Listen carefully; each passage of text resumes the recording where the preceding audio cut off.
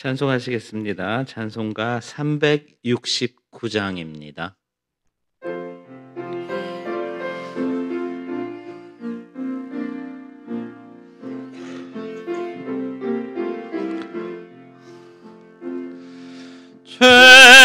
죄진 맡은 우리 구주 어찌 좋은 친군지, 걱정 근심 무거운 짐 우리 주께 맡기세. 주께 고함 없는 고로 복을 받지 못하네. 사람들이 어찌하여 아랠 줄을 모를까. 시험 걱정 모든 괴로움 없는 사람 누군가. 부질없이 낙심 말고 기도드려 아뢰세. 이런 진실하신 친구 찾아볼 수 있을까. 우리 약함 아시오니 어찌 아니하릴까. 근심 걱정 무거운 짐 아니신 자 누군가. 피난처는 우리 예수 주께 기도드리세. 세상 친구 멸시하고 너를 조롱하여도 예수 품에 안기어서 참된 위로 받겠네. 아멘. 387장입니다.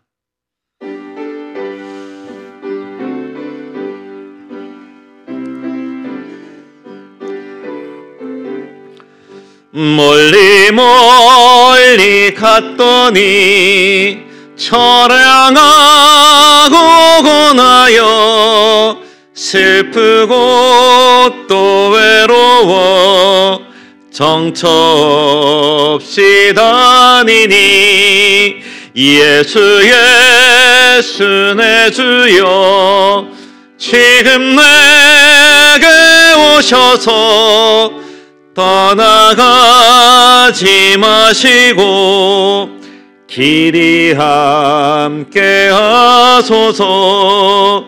예수 예수 내 주여 마음 아파올 때에 눈물 씻어주시고 나를 위로하소서.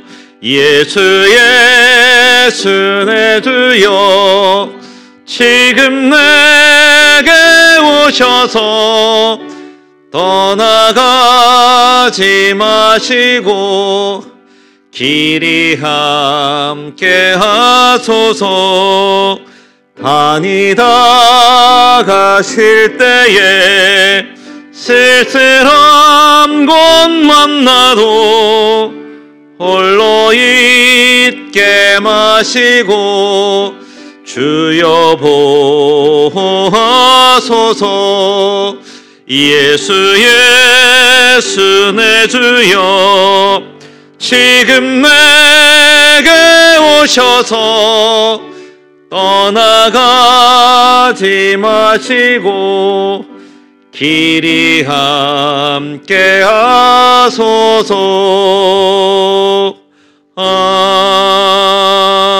아멘. 438장입니다.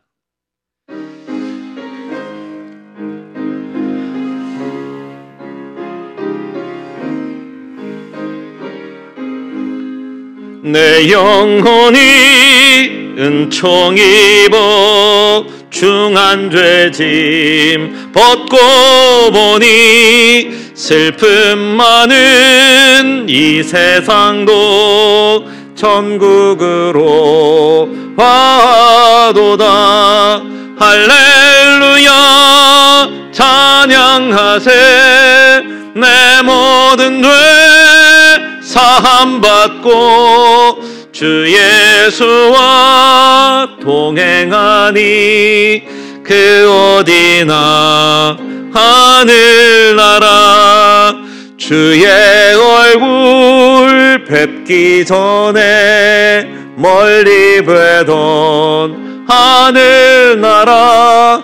내 맘속에 이루어지니 날로 날로 가깝도다.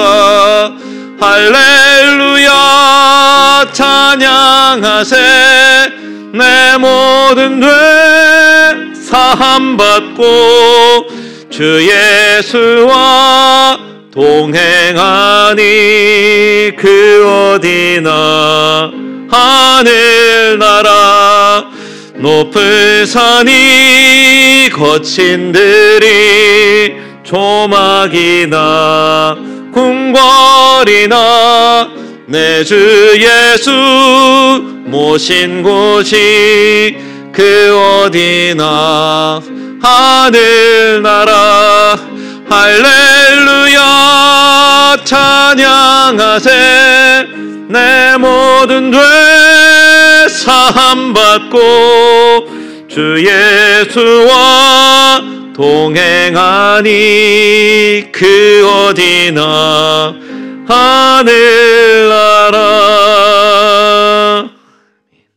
519장 찬송하시겠습니다.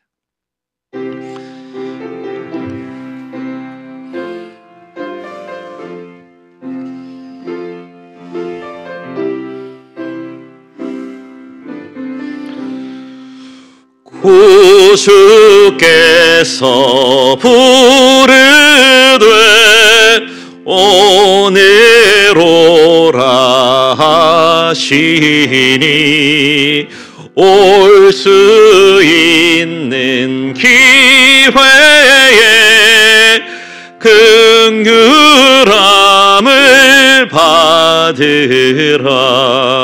널 위하여 비시는 주의 음성 들으며 주의 약속 믿어서 내 구주로 섬기라. 구주께서 널 위해 기다리고 계시니 모든 고통 두려움 주께 와서 아뢰라. 풍성하심 그 은혜 자비로운 그 사랑 회개하고 주께 와 감구하여 얻으라. 모든 죄를 떠나서 회개하고 나오라. 주가 용서하시고 너를 영접하시리. 눈보다도 더 희게 너의 마음을 씻어서 내 마음에 천국이 임하도록 하리라. 지체 말고 주께로 어서 바삐 나오라. 예비하신 구원은 지금 받을 은혜라. 좋은 기회 놓치고 슬피 후회 말지니 지금 문을 두드려 구원함을 받으라. 524장 찬송하시겠습니다.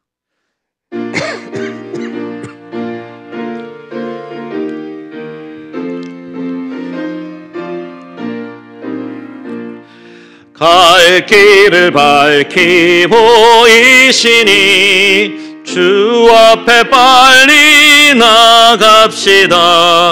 우리를 잡는 구주 예수 곧 오라시네.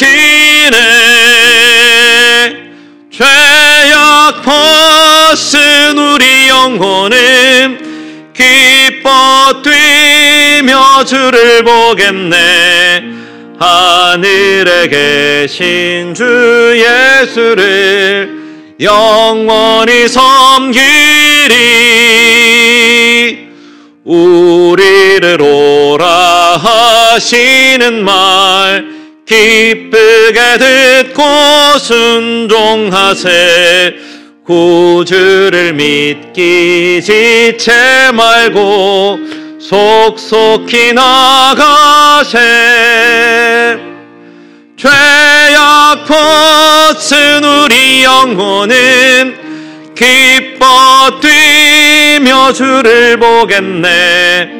하늘에 계신 주 예수를 영원히 섬기리. 주 오늘 여기 계시오니 다 와서 주의 말씀 듣세. 듣기도 하며 생각하니 잠들리시로다. 죄악 벗은 우리 영혼은 기뻐 뛰며 주를 보겠네. 하늘에 계신 주 예수를 영원히 섬기리.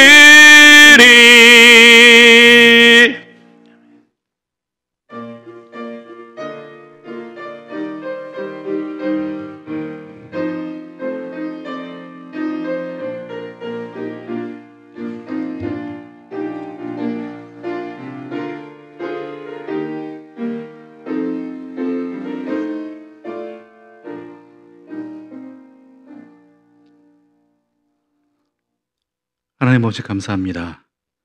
저희들의 발걸음을 주의 전으로 인도해 주시고 저희들의 귀와 또한 마음판을 주의 말씀 앞에 서게 주시니 감사합니다. 이런 것들이 다 하나님의 은혜이고 하나님의 사랑입니다. 우리가 그 은혜를 놓치지 아니하고 그 기회를 놓치지 아니하고 이제 주님 앞에 나와 또한 이 말씀을 함께 듣게 우리를 붙들어 주시니 감사하며 이제 우리의 영혼을 주님께서 성령의 역사로 주관하여 주셔서 주의 말씀을 사목해 주시고 또한 함께 나누는 말씀들을 통해서 우리가 들은 주의 말씀들이 내 삶의 힘이 되고 또한 내 삶으로 이어지는 복된 진리의 빛이 되게 하여 주시옵소서. 그러기를 간절히 하는 마음으로 이 시간 주님 앞에 섰사오니 주님께서 우리의 마음을 붙들으실 뿐 아니라 또한 우리의 마음밭에서 심겨진 씨앗들을 삼키려 하는 악한 영의 세력들로부터 지켜주시옵소서. 예수님의 이름으로 기도드립니다. 아멘. 오늘 계속해서 이 시간 우리에게 주시는 하나님의 말씀은 누가복음 14장 1절부터 14절까지의 말씀입니다. 누가복음 14장 1절부터 14절입니다.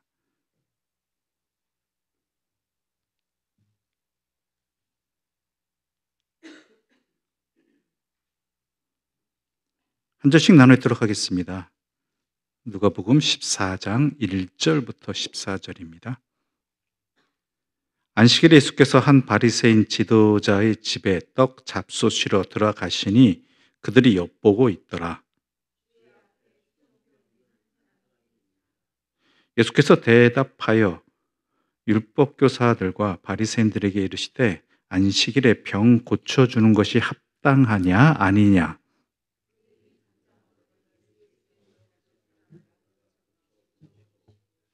또 그들에게 이르시되 너희 중에 누가 그 아들이나 소가 우물에 빠졌으면 안식일이라도 곧 끌어내지 않겠느냐 하시니 청함을 받은 사람들이 높은 자리 택함을 보시고 그들에게 비유로 말씀하여 이르시되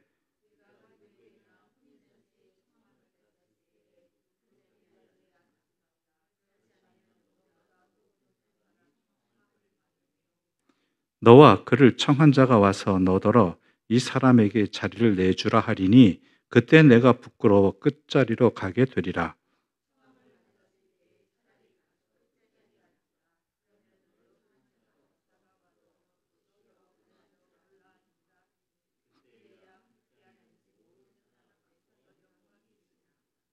무릇 자기를 높이는 자는 낮아지고 자기를 낮추는 자는 높아지리라.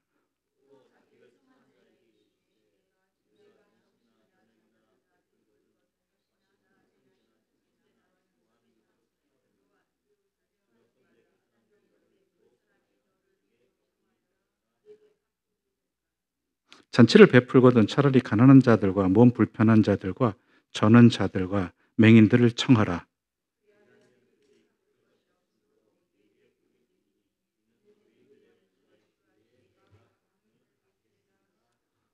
아멘. 누가복음에는 안식일 논쟁이 3번 나옵니다. 3번이나 안식일에 예수님께서 당시 바리새인 율법교사들의 그 시선 속에서 보면 사고를 치신 거죠. 큰 사고를. 전에도 말씀드렸지만 안식일법은 유대인에게 있어서 가장 중요한 법이었죠. 그래서 안식일을 지키는 자는 하나님을 사랑할 수밖에 없고 또한 이웃을 향한 계명도 잘 지킬 수밖에 없다라는 그 기준점이 바로 안식일법이었죠. 예수님께서 그 안식일을 3번이나 그들의 생각 속에서는 안식일을 어긴 것이죠. 하나는 우리가 전에도 이야기 나눴지만은 누가복음 6장에 나타난 사건이죠.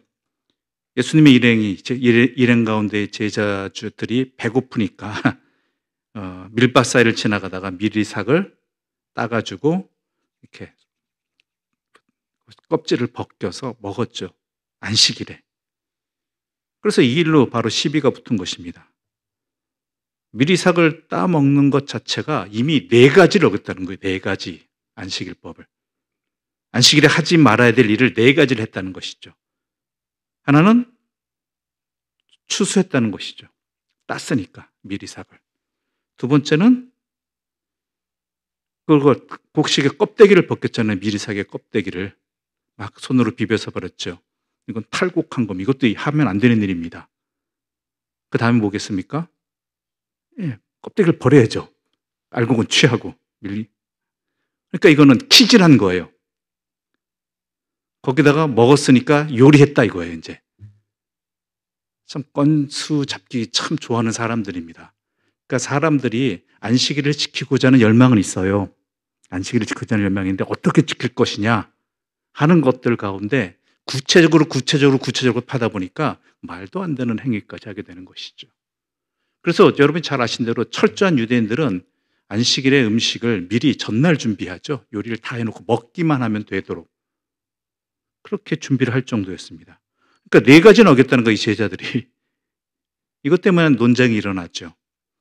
그 다음에 또 13장에 나오는 사건은 18해 동안 귀신에 매여서 허리를 한 번도 펴지 못한 여인을 고쳐주신 사건이죠. 안식일에 하지 말아야 될 일. 안식일에 해야 될 일은 그 사람을 구하는, 물에서 빠진 사람을 구하거나 아니면은 뭐 뼈가 담벼락이 무너져서 그 아래 깔린 사람을 구출하는 걸 할 수 있는데, 그 병을, 그 상태를 호전시키는 일을 하면 안 돼요. 그건 치료예요. 그냥 그 상태로 내버려둬야 돼. 더 나빠지지 않게만. 그러니까 이 여인을 고쳐준 것, 18해 동안이나 귀신에 들려서 허리 한 번 펴지 못한 여인을 고쳐줬다고, 그것 때문에 안식일에 치료를 했다 이거죠. 그 다음이 오늘 본문의 사건입니다. 근데 중요한 것은 우리가 이 사건을 통해서 왜 논쟁이 벌어졌느냐? 하나님께서 왜 안식일을 기억하여 거룩하게 지키라는, 이 전제는 똑같아요. 이 근원적인 명제는. 그런데 왜 지키라고 하셨는지에 대해서 놓쳐버린 것이죠. 지키는 건 좋아요. 그러니까 지키는 것 자체만 목적이 있는 거예요. 왜 지키라고 하셨는지, 주일에 왜 나와서 예배를 드리라고 하셨는지, 우리 그리스도인들에게 또한 이렇게 하라고 저렇게 하라고 하신 하나님의 뜻이 어디에 있는지, 왜 그러셨는지를 헤아리지 아니하고 그냥 그것만 지키는 것 자체만 목적을 둔다라면 그것은 오히려 본질에서 벗어나는 일이 될 수 있다는 것이죠. 왜 기도하라고 하셨는지, 그렇죠? 왜 찬송하라고 하셨는지, 하나님의 뜻이 어디 있는지 항상 헤아려야 된다는 것입니다. 안식일에 관한 그 가장 근본적인 것부터 따지면은 십계명이죠. 십계명이 가장 시작입니다. 그런데 십계명은 여러분이 잘 아시는 대로 두 군데 나오죠. 하나는 출애굽기 20장에 나오고요. 하나는 신명기 5장에 나오죠. 같은 내용이지만 이것이 있어서 그 근본 목적이 설명하는 이유가 조금씩은 다릅니다. 특히 안식일에 대한 부분이 그러합니다. 우리 성경 말씀 좀 찾아보겠습니다. 출애굽기 20장 8절부터 11절까지의 말씀입니다. 출애굽기 20장 8절부터 11절입니다.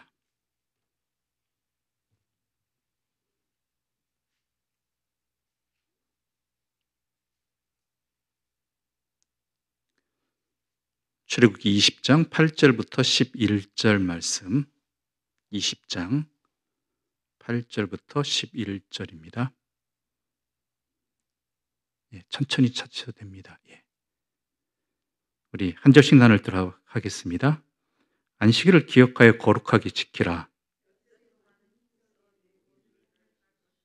일곱째 날은 내 하나님 여호와의 안식일인즉 너나 내 아들이나 내 딸이나 내 남종이나 내 여종이나 내 가축이나 내 문 안에 머무는 객이라도 아무 일도 하지 말라.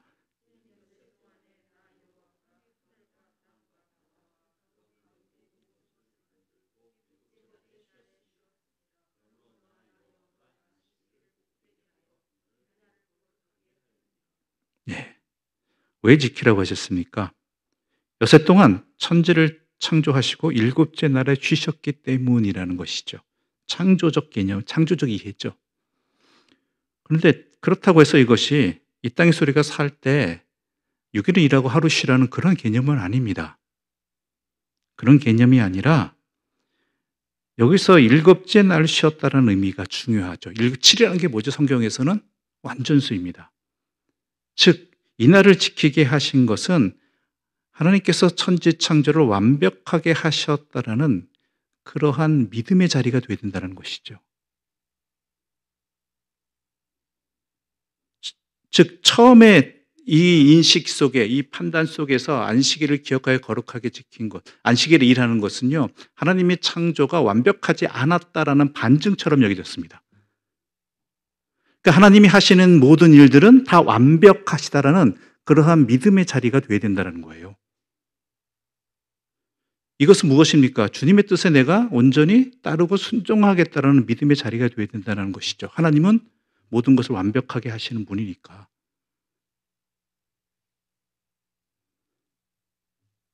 그러므로 안식일이라는 것은 금한 것입니다. 이러한 믿음 때문이에요. 하나님께서 하시는 일은 모두 완벽하다. 그 믿음이 없으면 우리는 단 하루라도 불안해서 살 수가 없습니다. 그렇죠? 우리 삶에 불안하면요, 예배 드리는 자리도 편안할 수가 없어요. 어서 이 예배 자리 마치고 빨리 가서 내 불안한 요소들을 해결해야 된다라는 그러한 어떤 삶의 불안감이 나를 하여금 주님 앞에 온전히 있게 하지 못한다라는 것이죠. 창조적 개념을 이 안에 드러났지만은 모든 창조부터는 시작이잖아요. 시작과 끝 모든 것까지 다 하나님께서는 완벽하게 주관하신다라는 그러한 믿음 안에서 내 삶을 살아가라는 것입니다. 우리에게 그런 믿음이, 하나님에 대한 온전한 믿음이 있느냐라는 것이죠. 근데 그게 잘 안 되잖아요, 솔직히. 그렇죠?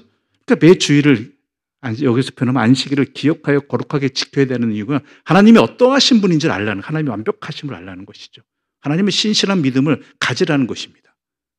회복하라는 것이고요. 더욱 굳세게 하라는 것이죠.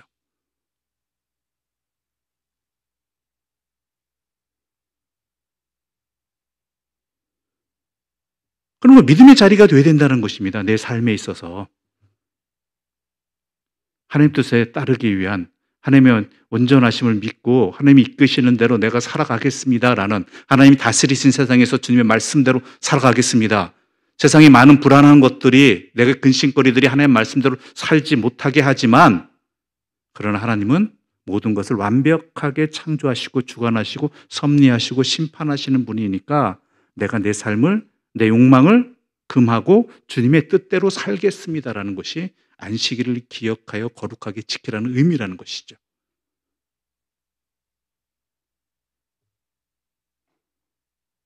근데 왜 우리 현실은 그렇지 못하느냐? 우리 현실은 왜 그렇지 못하느냐라는 것이죠. 세상은 왜 그렇지 못하느냐? 이걸 무시하라는 얘기 아니지 않습니까? 하나님이 창조하시고 섭리하시고 다스리시는 세상인데, 말 그대로 에덴 동산으로 표현하자면 모든 것이 부족함이 없고 완전한 곳이었는데 왜 우리는 그것을 잃어버리게 되었는가? 왜 그렇게 되었는가라는 것에서 질문을 던질 수밖에 없다라는 것이죠. 왜 우리는 이런 세상에서 살아갈 수밖에 없는가? 이러한 현실 앞에서 우리가 과연 해야 될 것이 무엇이냐라는 것이죠. 그게 신명기 5장입니다. 신명기 5장은 여러분이 잘 아신 대로 이미 출애굽 때 그 시내산에서 봤던 십계명을 다시 한번 광야 생활을 하면서 다시 한번 되새기는 자리가 신명기의 자리이죠. 신명기 5장 12절부터 15절까지의 말씀입니다. 신명기 5장 12절부터 15절입니다. 우리 한 절씩 나눠 읽어볼까요? 신명기 5장 12절부터 15절입니다.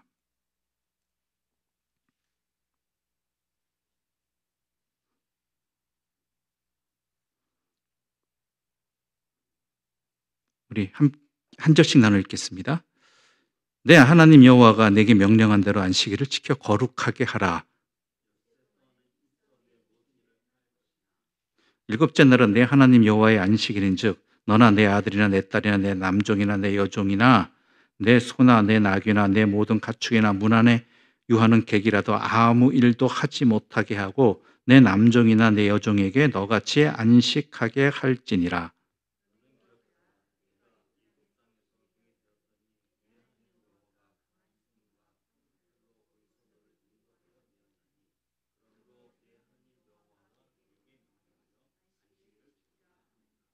예, 문구에 차일 수 있겠지만요. 분명히 딱 눈으로 보이는 것도 안식일을 기억하여 안식일을 지켜 거룩하게 하는 그러한 이유가 다르죠.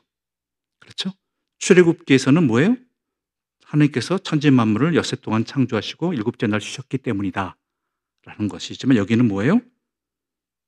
다 쉬게 하라. 출애굽의 원인. 15절을 보게 되면 너는 기억하라. 내가 애굽 땅에서 종이 되었더니 내 하나님 여호와가 강한 손과 편팔로 거기서 너를 인도하여 내었나니, 바로 이 부분이죠. 출애굽과 관련이 되어 있다는 것이죠. 근데 여기서 참 재밌는 것은요, 출애굽기 20장 8절에는 안식일을 기억하여 거룩하게 지키라고 되어 있어요. 안식일을 기억하여 거룩하게 지키라.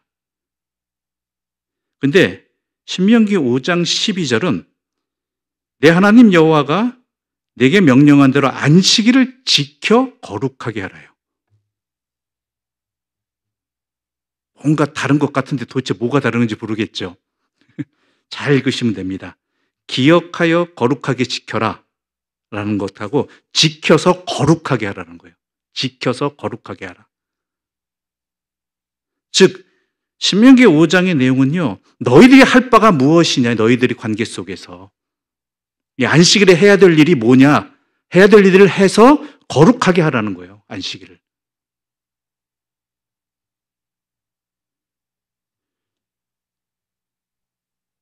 즉 여호와께서 너희에게 행하신 대로 너희도 행해서 이 안식일을 거룩하게 하라는 것이죠.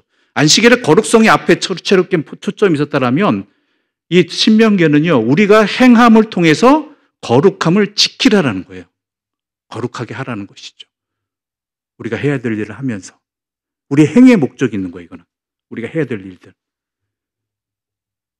우리들이 잘못하면 물론 하나님의 거룩성이 훼손되는 건 아니지만 우리들의 행위를 통해서 그 거룩성이 드러나지 않는다면 우리가 안식일에 해야 될 일들을 하지 않으므로 하나님의 그 안식일이 제대로 지켜지지 않는다라면 하나님께서 우리에게 안식일을 지키게 하신 그 뜻이 어그러지게 된다라는 것이죠. 지금 이해되시지 않는다면 이 두 개를 갖다가 댁에서 다시 한번 차근 읽어보시기 바랍니다. 뭔가 다름을 느끼실 거예요. 그렇기 때문에 그 뒤도 연결이 되는 것이죠. 즉 하나님께서 선지 창조를 해서 이 세상을 완벽하게 만드셨는데 인간의 죄 때문에 이런 모든 은혜가 깨져버리게 되었다는 것이죠. 모든 관계가 깨져버렸다는 것이죠. 출애굽이 뭐죠? 하나님의 백성이 하나님 아닌 애굽왕 바로의 노예로 사로잡힌 것을 하나님께서 하나님의 능력으로 하나님의 은혜로 깨버리시고 하나님의 자녀로 삼아 회복시켜 주신 은혜의 자리입니다. 그래서 하나님의 자녀답게 살 수 있게 해 주신 것이죠. 다른 표현을 하자면 새로운 생명을 허락해 주셨다는 것입니다. 새로운 삶의 자리를. 죄의 노예에서, 세상의 노예에서 하나님의 자녀로. 근데 이렇게 노예된 상태가, 죄의 노예되고 세상의 노예된 게 뭐 때문이에요? 우리의 죄 때문이잖아요. 그럼에도 불구하고 하나님께서 우리에게 그러한 사랑을 베풀어 주셨다라는 것이죠. 그러면 너희도 가서 그렇게 하라는 거예요. 지켜라. 너희가 받은 사랑대로. 얽매인 자들, 또 억눌린 자들, 하나님의 백성답게 살 수 없게 된 사람들을 하나님께서 구하여 주신 것처럼 우리도 그 은혜를 입은 것처럼 이스라엘 백성들이 너희도 가서 그와 같이 행하여서 이 관계, 이 삶을, 이 새 생명을 회복시켜라라는 것이 안식일을 기억하여 거룩하게 지키는, 안식일을 지켜서 거룩하게 하는 그 목적이라는 것이죠. 그렇다면은 앞서도 누가복음에서 3번이나 오늘 본문까지 3번씩이나 안식일 논쟁이 벌어지게 된 가운데 바리새인 율법학자들, 사두개인들이, 유대인들이 정확히 말하자면 놓쳐버린 것이 과연 무엇이냐? 바로 이 신명기적 이해라는 것입니다. 안식일에 대해서. 그렇지 않습니까? 배고픔이 있는 사람들을 그래서 해방시켜 주는 것, 배고픔을 해결해 주는 것. 또한 병에 걸린 사람들을 그래서 하나님의 자녀, 이때 당시에는 병에 걸렸다라고 하면 자신의 죄 때문에 아니면 그 누군가의 죄 때문에 자기가 하나님으로부터 버림받았다라고 징계를 받는다라고 그래서 하나님의 자녀가 아니라고 그렇게 여겨지던 그 시대 속에서 하나님과의 관계성을 회복시켜주는 것, 그러니까 다른 표현을 하자면 이 병을 고쳐주는 것이 안식일에 우리가 생명, 의련, 은혜를 입은 자로서 지켜야 될, 해야 될 일들이라는 것이죠. 교수님 얼마나 답답하시겠어요?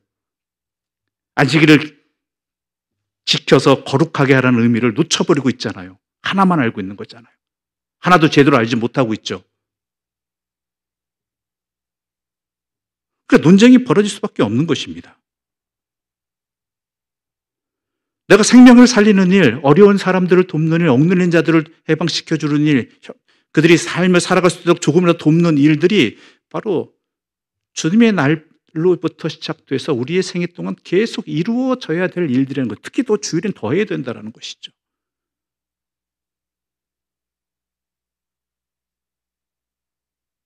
하나님의 뜻이 거기에 있으니까요. 주일만 하는 얘기 아니에요. 내 삶의 욕망을 멈추고 나만을 생각하는 그런 자리를 멈추고, 심지어 우리는 주일의 예배드 자리도 나만을 위한 자리가 되어버렸잖아요. 나를 위해서 예배드리잖아요. 물론 그것도 중요합니다. 내가 하나님의 자녀답게 살아가는 것. 그런데 내 소원을 이루기 위해서 내가 이만큼 예배드리고 이만큼 헌금하고 이만큼 봉사하면 하나님께서 내 요구를 들어주시겠지. 이것에만 사로잡히게 되면요, 다른 사람을 돌아볼 수 없다라는 것이죠. 안식일을 제대로 지킬 수 없다라는 것입니다. 주일을.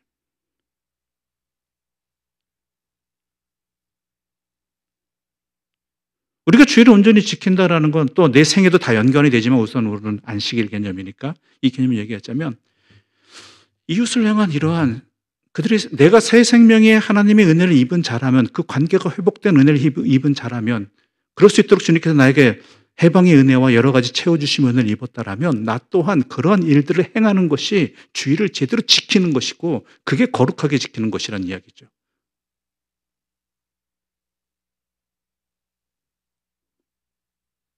나에게 유익이 없고 내가 힘들고 내가 괴로워도요, 내가 그 은혜를 받은 자니까 그 은혜를 나눠야 된다는 것이죠. 그 은혜 받은 자답게.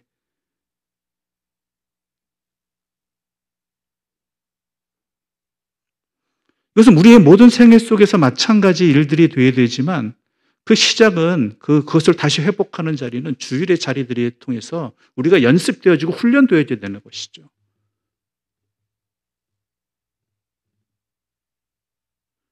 과연 우리는 그러한 주의를 지키고 있느냐? 반쪽짜리, 아니 반쪽짜리도 아닌 불완전한 그러한 주의를 지키고 있지는 않느냐라는 것이죠.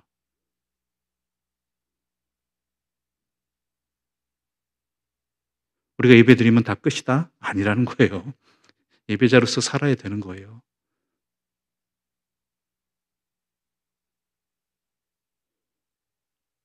그래서 누군가를 위해 기도하는 자리도 꼭 있어야 되겠고요. 또한 섬기는 기회가 있을 때 섬길 수 있는 그러한 자리를 놓치지 않고 더 열심히 섬기는 것들, 이런 것들이 우리에게 안식일을 지켜서 거룩하게 하는 그러한 우리의 삶의 모습이 명령되었다라는 것입니다.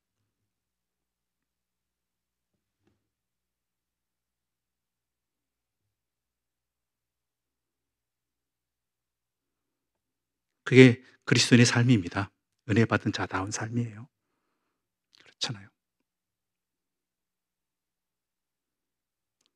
교회는 그러한 터전이 되어야 되고 그런 일들이 훈련되어지는 장이 되어야 되죠. 전체는 할 수 없겠지만 일부라도 그렇게 성도들이 함께 그것을 나눌 수 있는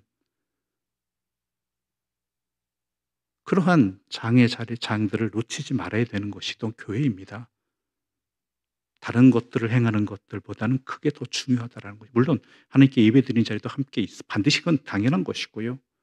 그렇다면 그 예배 드릴 수 있는 하나님과의 관계가 회복된 자로서 그렇지 못한 사람들을 돕고 섬기는 일들, 그들이 그러한 삶을 살아가고 그 관계를 회복하도록 돕는 일들이 우리의 자리에서 그 날들에 있어져야지 다른 날도 그렇게 살아갈 수 있게 된다는 것이죠.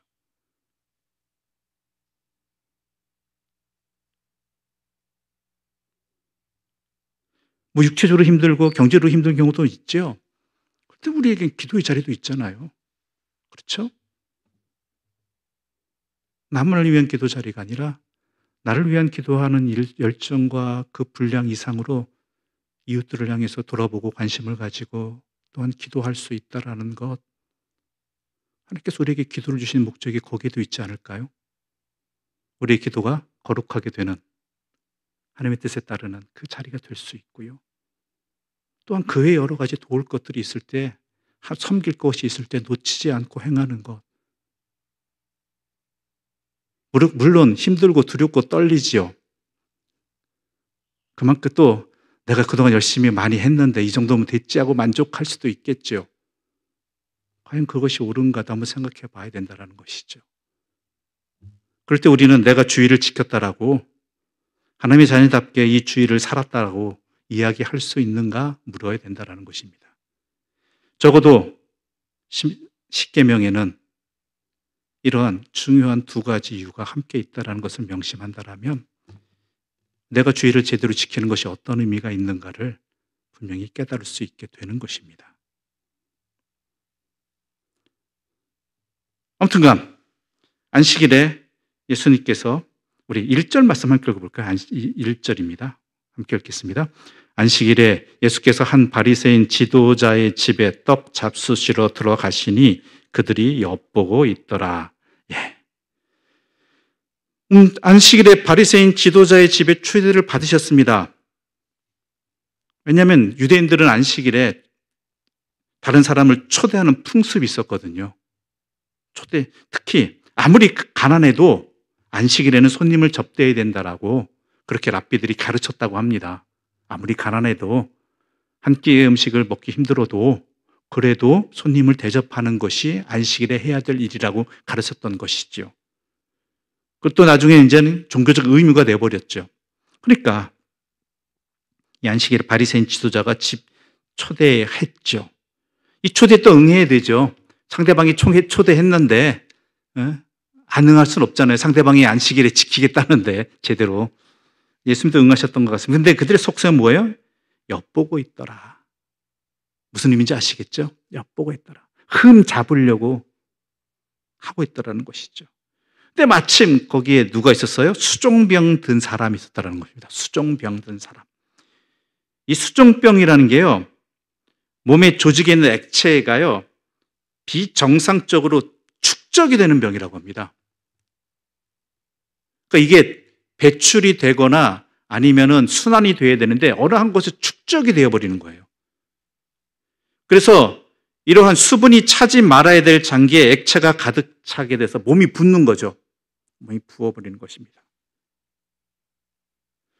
그런데 이 사람들이, 이 병에 걸린 사람들은 그 액체성이 물일 수도 있고요. 아무튼간 그것들이 몸을 붓게 만듦에도 불구하고요, 갈증은 계속 난다고 합니다. 이게 순환이 안 되니까. 근데 이 사람의 이 수종병에 대해서 특히 고대 유대, 이때 당시의 유대 문헌 속에서는요, 이 병에 대해서 나병과 같은 취급을 받았어요. 나병이 그 당시 어떤 취급을 받는지 아시죠? 하나님께 저주받은 자. 고대 문헌에 의하면요, 사람의 몸에 있는 액체의 절반은 물이고 절반은 피라는 것입니다. 근데 어떤 사람이 하나님 앞에 인정받는 삶을 살게 되면 그 몸 안에 있는 물은 피보다 많지 않다라는 것이죠. 또한 피는 물보다 많지 않다. 그러니까 균형을 이룬다예요. 그러나 어떤 사람이 죄를 짓는다면 그 몸에 피가 더 물보다 많아지거나 아니면 피보다 물이 더 많아지는 이러한 두 가지 상황을 겪게 되는데, 물보다 피가 많아지면 걸리는 병이 나병이고요, 피보다 물이 많아지면 수종병이 걸린다는 것이죠. 그러니까 나병과 마찬가지로 물론 겉으로 드러나는 것 속에서는 몸이 붓는다 정도일 수도 있겠지만 나병만큼 그 몸이 신체가 썩어 떨어지고 이런 것들은 아닐지라도 그 근본은 뭐예요? 하나님부터 저주받은 자라는 것이죠. 죄를 져서. 그러니까 이 사람이 어떻게 이 자리에 왔는지는 모르겠습니다. 우리가 섣불리 판단하지 말자고요.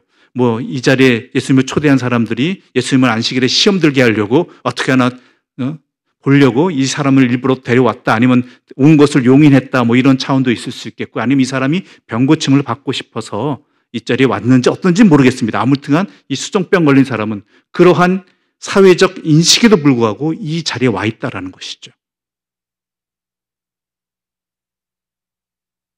3절 말씀 함께 읽어보겠습니다. 3절입니다. 함께 읽겠습니다. 예수께서 대답하여 율법교사들과 바리새인들에게 이르시되 안식일에 병 고쳐주는 것이 합당하냐 아니하냐. 예.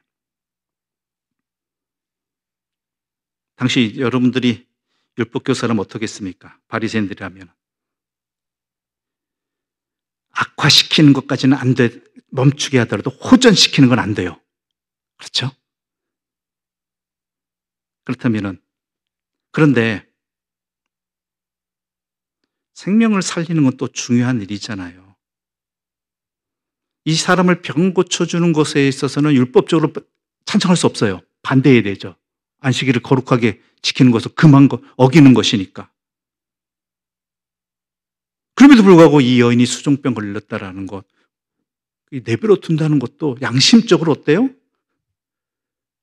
내 자식이라면 어떻겠어요? 그런 상황 속에 딜레마가 되는 거예요. 대답 안 하는 거죠, 그러니까. 대답 안 하는 거예요. 차라리 그나마 조금 나은 사람들 것 같습니다. 자기 고집에 사로잡힌 사람들 가운데는 고쳐서는 안 됩니다 하는 사람도 있을 거 아니에요. 그렇죠? 차라리 대답 못하는 것들에서 어떠한 조금이나마 좀 그 사람들보다는 낫다라는 생각이 들지만 그럼에도 불구하고 침묵은 악을 방조하는 것이죠. 아무튼간 이들에 있어서 이것을 대답할 수가 없는 거죠. 근데 마음은 뭐예요? 안 고쳐줘야 됩니다도 있고 고쳐야 됩니다. 다들 있을 거예요. 아무튼간. 그래서 예수님께서 뭐라고 그러세요? 4절과 5절 함께 읽어볼까요? 4절과 5절입니다. 함께 읽겠습니다. 그들이 잠잠하거늘 예수께서 그 사람을 데려다가 고쳐 보내시고 또 그들에게 이르시되 너희 중에 누가 그 아들이나 소가 우물에 빠졌으면 안식이라도 곧 끌어내지 않겠느냐 하시니, 예, 바로 찌르시잖아요. 고쳐주시고. 율법 중에 허용되는 것이 있거든요. 네 아들이나 니네 소가 빠졌으면 너 건져낼 거 아니냐? 그건 율법도 허용된 거 아니냐? 이 수종병 걸린 사람은 어떤 사람이에요? 하나님의 자녀잖아요. 죄를 지어서 죄의 대가로 수종병에 걸렸건 나병에 걸렸건 간에 하나님의 자녀라는 건 변함없잖아요.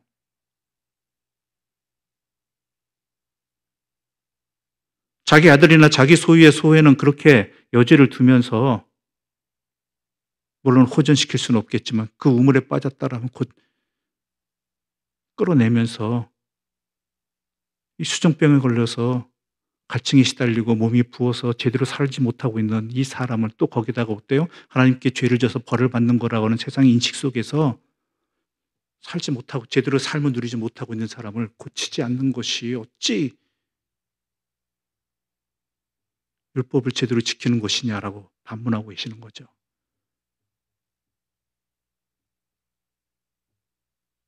그러니까 어때요? 그들이 6절을 보게 되면 이에 대하여 대답하지 못하니라.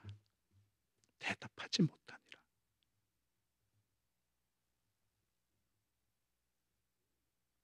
아까도 말씀드렸지 않습니까?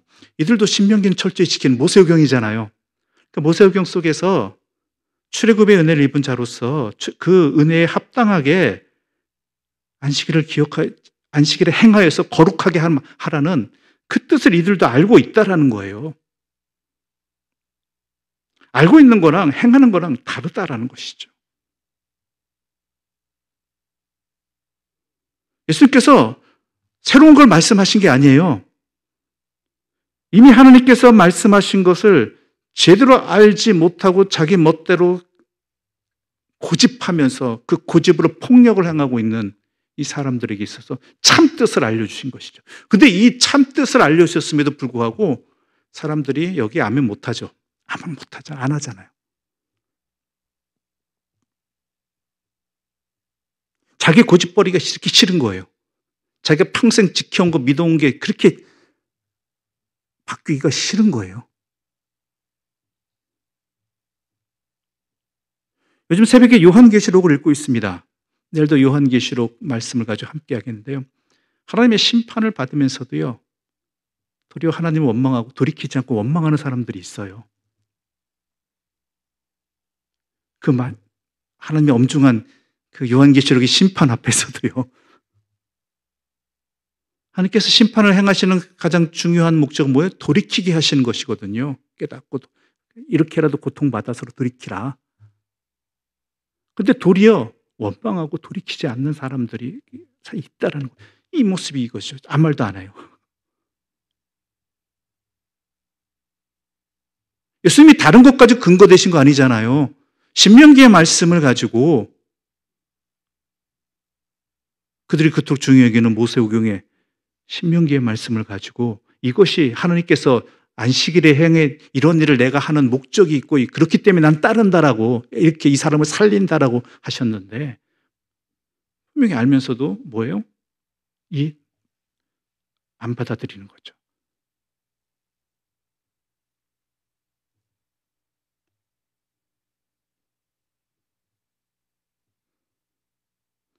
우리 또한 이와 다를 바 없는 모습들이 나타납니다. 솔직히 신앙생활 하면서. 내가 알고 있던 거, 내가 그래서 지켜왔던 것들이 전부인 줄 안다라는 거예요. 왜 그것을 지키게 했는지, 왜 지켜야 되는지 이유는 생각하지 아니하고 그래서 지키는 것 그 자체만 목적이 있는 것이죠. 그래서 그걸 어기면 어떻게 해요? 득달같이 화내잖아요. 왜 그걸 안 지키냐고. 지키게 하신 목적이 어디 있는가, 그 목적에 맞지 않는다 모르겠지만 그저 이것을 지키지 않는다는 그 이유 때문에 왜 안 지키냐고, 왜 이걸 어기냐고. 그것이 마치 신앙생활하는 신앙인 것처럼 본래 목적은 놓쳐버리고 행함만이 남아버리는 그런 모습들이 우리들 안에도 솔직히 많이 있습니다. 왜냐하면 내가 지금까지 그거 붙들고 살아왔거든요. 그것 때문에 내가 제대로 살고 있다라고 지탱해 왔던 거거든요. 근데 그게 흔들려 버리니까 분노하게 되고 또한 상대방이 맞는 말을 한다 할지라도요. 성경을 가지고 이야기해도 아무 말 안 하고 있는 거죠. 나는 받아들일 수 없다.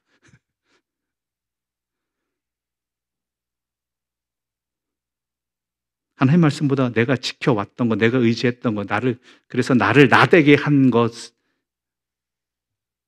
내 오름의 근거가 되는 것들이 무너지는 건 싫은 거죠.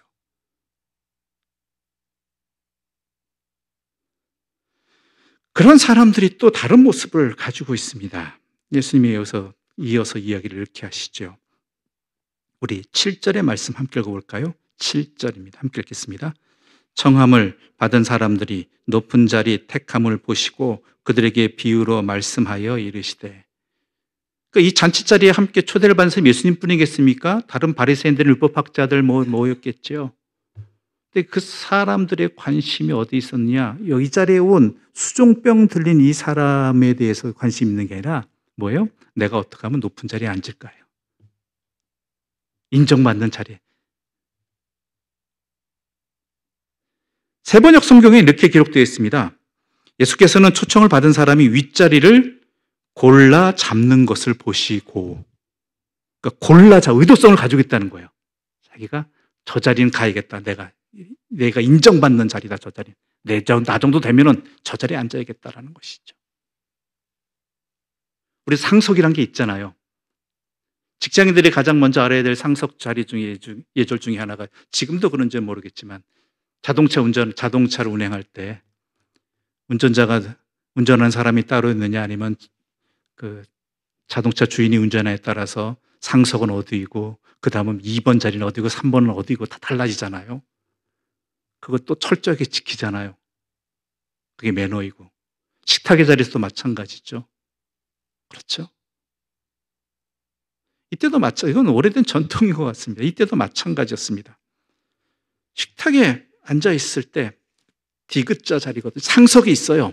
상석이 있고 또한 서열이 다 있죠. 자리마다.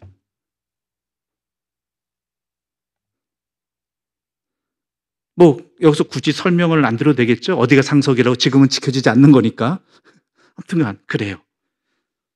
굳이 말씀드리자면 이 디귿자 식탁에서 들어왔을 때, 그러니까 디귿자라면 이렇게 저쪽까지예요. 이쪽 통로는 이제 시중 드는 사람이 이렇게 와가지고 뚫린 대로 음식을 나눠드리는 그런 곳이 되니까 들어왔을 때 가장 높은 자리가 왼쪽 이쪽의 중앙이에요. 이쪽의 중앙. 제일 낮은 자리는 어디겠습니까? 이쪽이 되는 거예요. 오른쪽 끝에, 문 쪽에 가까운 쪽. 아무튼 이 높은 자리에 앉으려고 한다는 것이죠. 그래서 사람들이 빨리라도 그 자리에 앉기 위해서 고만고만한 사람들이 오니까 고만고만한 사람들끼리는 서로 그 자리에 차지해서 자기가 이 무리 가운데는 우두머리라는 것을 증명하고 싶으니까 빨리 들어간대요. 근데 진짜 높은 사람이라면 일부러 천천히 들어간답니다. 일부러. 사람들 쭉 다 모인 다음에 사람들이 다 자기를 볼 수 있게 일부러 천천히 들어가는 거죠. 그런데 그 자리에 누가 앉아 있어요. 그럼 어떻게 되겠어요? 그 사람은 그 자리에서 일어나야 돼요. 이 사람은 진짜 높은 사람이 왔으니까. 그럼 그 사람은 어떻게 하겠어요? 하나씩 다 옮길 수는 없잖아. 맨 끝으로 오는 거예요. 그 얘기를 하시는 거예요. 그 얘기. 그러니까 자기가 제일 높은, 이 고만한 무리 중에 제일 높은 사람이 생각해서 아니면 자기를 드러내기 위해서 그 한 자리에 앉았는데 진짜 높은 사람이 와버리니까 제일 늦게 오잖아요. 천천히. 그러니까 앞으로 가 이렇게 못하니까 다 옮겨야 되잖아. 하나씩 다. 안 되니까 어쩔 수 없이 돌아서 끝으로 와야죠. 그 한 사람을 옮기면 되니까. 그래서 예수님께서 말씀하시는 거죠.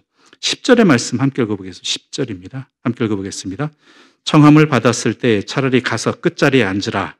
그러면 너를 청한 자가 와서 너더러 버시어 올라 앉으라 하리니 그때에 함께 앉은 모든 사람 앞에서 영광이 있으리라. 끝에 가라는 거예요. 그러니까 이건 그 자리에 대해서 지혜를 말씀하시는 거 아니라 이걸 제대로 알려면요. 그 다음에 우리 12절부터 14절까지 말씀을 함께 읽어보겠습니다. 12절부터 14절 말씀입니다. 함께 읽겠습니다. 또 자기를 청한 자에게 이르시되 내가 점심이나 저녁이나 베풀거든 벗이나 형제나 친척이나 부한 이웃을 청하지 말라. 두렵건대 그 사람들이 너를 도로 청하여 내게 갚음이 될까 하노라. 잔치를 베풀거든 차라리 가난한 자들과 몸 불편한 자들과 저는 자들과 맹인들을 청하라. 그리하면 그들이 갚을 것이 없으므로 내게 복이 되리니 이는 의인들의 부활 시에 내가 갚음을 받겠음이라 하시더라. 같은 맥락이거든요. 우리 주님의 말씀대로 하자면 섬기는 자가 되라는 거예요. 낮은 자리에 임하라. 낮은 자리에 가라. 낮은 자리라는 것은 뭐예요? 겸손한 자리가 아니에요. 그 누구도 인정하지 않는, 내가 이익이 되지 않는 일을 행함으로써 말미암아 내가 어떤 대가를 받거나 이익을 받을 수 있는 그러한 것들이 아니에요. 그저 섬기는 것 그 자체가 목적이 되는 자리예요. 그런데 그것을 누가 기억하신다고요? 누가 보신다고요? 하나님이 보신다는 거예요. 하나님이 갚아주신다는 것이죠.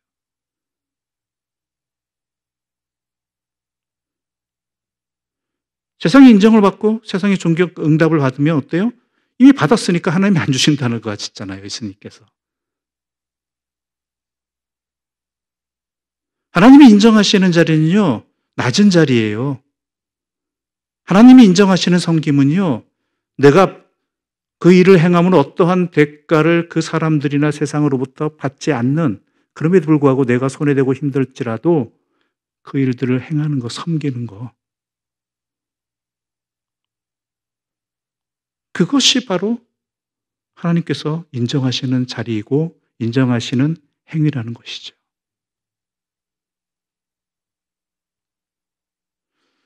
교회들이 이걸 놓칠 때가 참 많이 있습니다. 왜냐하면 우리가 이웃을 섬기고 어려운 사람들을 돕고 어떤 사회적인 일들을 했을 때 교회 형편이 조금 어려워지잖아요. 그러면 가장 먼저 이유를 대는 것 중에 하나는 그 일을 중단하자고 합니다. 왜냐하면 그 일로 인해서 교회에 이득되는 게 없다는 것이죠. 도리어 재정도 어렵고 성도들도 힘든데 손해된다는 것이죠. 우리가 그토록 지역을 도왔다라면, 어려운 사람들을 도왔다라면, 우리가 또한 열심히 복음을 전했다라면 우리 교회에 뭔가 이득이 있어야 되는데 그게 전혀 없다라는 것이죠.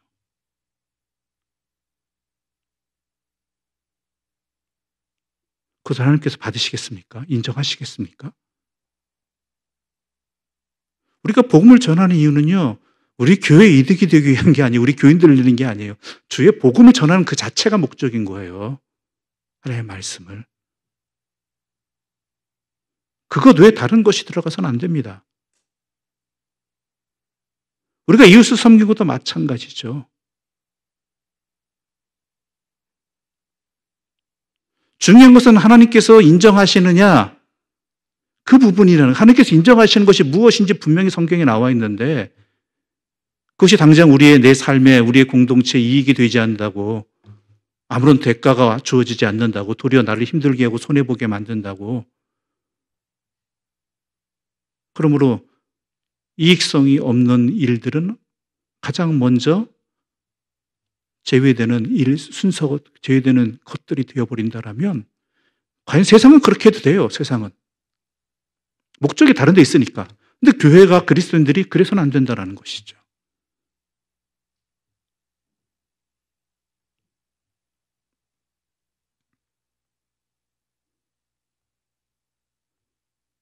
이게 신앙이에요. 이게 신앙이에요, 이게.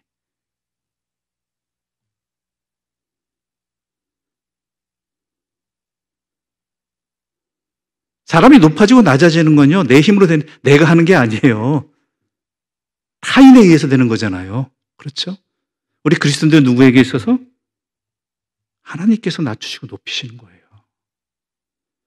그래서 11절 이렇게 말씀하시는 거죠. 11절 말씀 우리 함께 읽어보겠습니다. 11절입니다. 자기를 높이는 자는 낮아지고 자기를 낮추는 자는 높아지리라. 사이에 한 단어가 껴야겠죠. 무릇 자기를 높이는 자는 하나님께서 낮아지게 하시고 자기를 낮추는 자는 하나님께서 높아지게 하신다.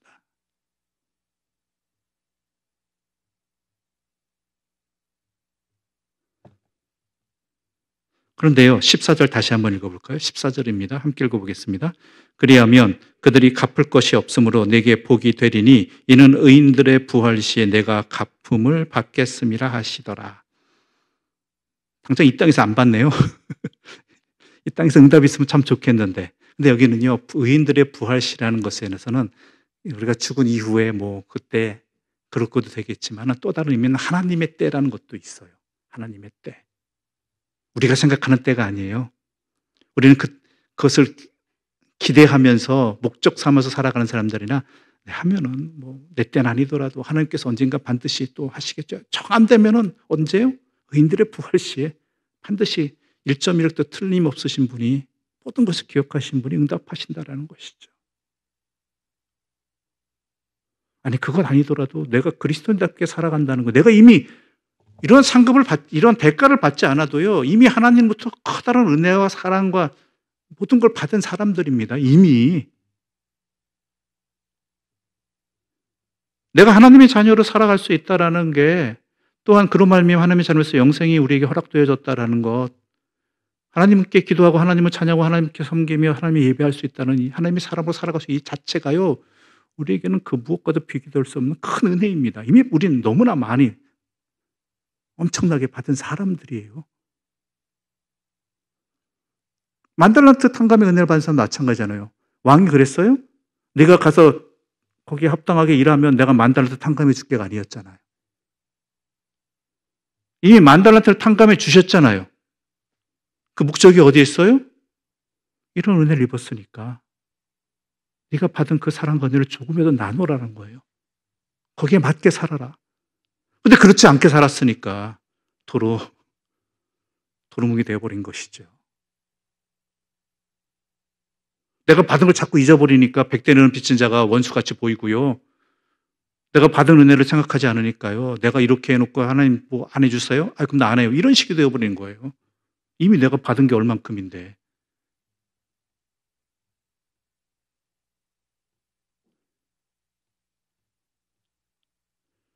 어린아이들이 그렇게 하잖아요. 자녀들 여러분. 내가 아무런 걱정이 물론 있겠지만 그래도 학교에 가서 공부할 수 있다는 것 자체가 얼마나 큰 은혜입니까? 그렇죠?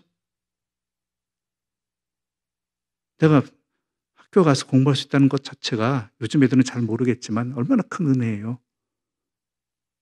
부모의 도움 없이는 그게 안 되잖아요. 근데 그 자녀들이 뭐라고 얘기합니까? 내가 이렇게 공부하면 나 뭐 해줘요? 너 뭐 안 해주면 나 공부 안 해요. 내가 시험 이렇게 봐서 이 정도 받으면은 뭐 해줘요.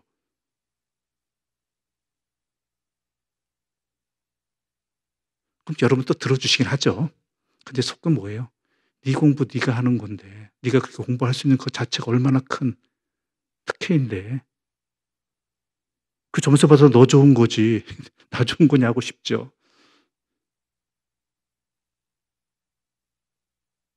이미 받은 게 그렇기 때문에 지금 학생으로서 공부할 수 있고 시험도 볼 수 있고 그다음도 준비할 수 있게 되는 것인데, 마치 그것 안 해 주면은 내가 이것을 이렇게 했으니까 나에게 그런 것을 안 해 주면은 내가 이걸 포기하겠다 이런 식으로 얘기해 버리면은 그건 누구 손해예요? 누가 어리석은 거예요? 안 들어준 부모가 문제입니까? 아니면은 그것을 고집하고 그것을 협박 삼아서 자기 인생 자기 스스로 망치겠다고 하는, 자기 그 은혜의 자리를 놓쳐버리겠다는 그 자녀가 문제입니까? 우리가 또 꼭 하나님한테 하는 꼴이 그렇다라는 것이죠. 내가 그리스도인으로 살아갈 수 있다라는 것, 하나님께 예배드릴 수 있다라는 것, 하나님께 기도할 수 있다라는 것, 하나님을 내가 아버지라고 부를 수 있다라는 것, 그리고 나에게 영생이 허락되었다는 것, 이게 얼마나 큰 은혜이고 사랑인데요. 그러니까 내가 지금 살아갈 수 있는데, 그리고 내가 이만큼 요구했으니까 나한테 이거 안 해주면 안 돼요, 이런 식의, 그럼 나 하나님 떠나겠습니다, 이런 식으로 얘기하는 게, 말씀대로 말씀 무시하겠습니다, 이렇게 살아가는 게 얼마나 답답한 일이냐라는 것이죠. 우리 그리스도인들도 철이 들어야 됩니다. 갈수록 철이 들어야 되는데 갈수록 안 드니까 문제가 되는 것이죠. 아무튼간 그렇습니다. 무릇 자기를 높이는 자는 낮아지고 자기를 낮추는 자는 높아지리라. 우리 그리스도인의 삶이 어디에 있는가라는 것이죠. 과연 우리에게 주신 은혜에 응답하는 그런 삶을 살아가고자 하고 있느냐? 또한 섬기는 자, 낮아지는 자, 또한 내가 그런 대가를 받지 못한 자라 할지라도 주의 그 사랑을 받은 자로서 그 사랑을 나눌 수 있는 자로 살아가겠느냐? 우리에게 이 삶을 허락해 주신 주님의 뜻이 어디 있는지 그것을 분명히 알고 살아가고자 결단하고, 또한 그렇게 살아갈 수 있도록 우리가 주님께 기도하며 도움을 구하고 있느냐? 이 부분들을 오늘의 이 말씀 앞에서 잘 다시 한번 점검해 볼 수 있기를 바랍니다. 그게 안식일을 기억하여 거룩하게 지키는 것이고, 안식일을 지켜 거룩하게 하는 그러한 삶의 모습이 되는 것이고, 우리 그리스도인의 삶이 되는 것입니다. 기도드리겠습니다. 하나님 아버지 감사합니다. 우리에게 이 주일을 허락하시고 또한 이 주일의 자리를 왜 지키라고 하셨는지 다시 한번 돌아볼 수 있는, 어떻게 살아가는 것이 이 주일을 지켜서 거룩하게 하는 것인지도 알게 해주셔서 감사합니다. 우리가 참된 주님의 날을 지키고 있었는지, 하나님을 향한 온전한 믿음으로 내 삶을 살아가고 있었는지 이 말씀 앞에서 깨닫게 해주시고 이 말씀에 내 삶으로 아멘하게 하여 주시옵소서. 그리하여 낮아지는 자리, 섬기는 자리, 내가 이미 큰 사랑을 받았으므로 그 사랑을 나누는 그러한 우리의 삶에 참 생명의 삶이 우리 가운데 있게 해주시고 행하게 해주시고 주님이 인정하시는 기쁜 삶이 되게 하여 주시옵소서. 예수님의 이름으로 기도드립니다. 아멘. 하늘에 계신 우리 아버지, 아버지의 이름을 거룩하게 하시며 아버지의 나라가 오게 하시며 아버지의 뜻이 하늘에서와 같이 땅에서도 이루어지게 하소서.